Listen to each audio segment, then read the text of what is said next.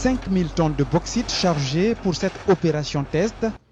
En dépit de la crise sanitaire mondiale, le consortium SMB Winning a tenu au calendrier de ce projet.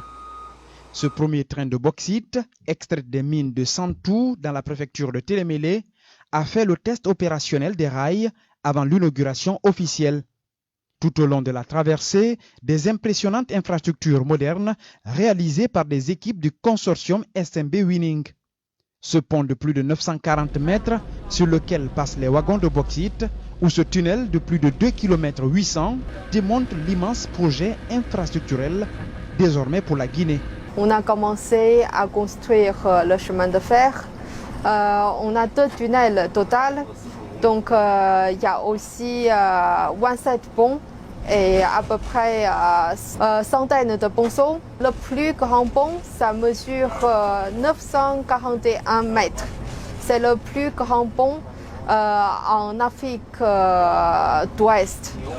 Et on a 2 tunnels. Le plus grand, ça mesure 2803 mètres.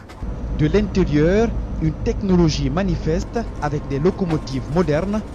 Les ingénieurs scriptent à la lettre la conduite de ce premier train chargé qui traverse un paysage propre à la Guinée. Pour les investisseurs, ce projet marque une autre dimension du transport minier en Guinée. Donc nous, on a choisi le modèle de wagon de 80 tonnes. Donc chaque wagon peut prendre 80 tonnes de bauxite. Les locomotives peuvent tirer 100 wagons. Donc à chaque fois, ça veut dire 8000 tonnes. Dans la convention signée avec l'État guinéen pour ce projet, le consortium s'est aussi engagé à promouvoir le développement agricole le long du tracé ferroviaire. Et à la fin, à long terme, au bout de quelques années, on peut aussi sortir les productions agricoles par notre train ou bien par notre chemin, notre voie auxiliaire.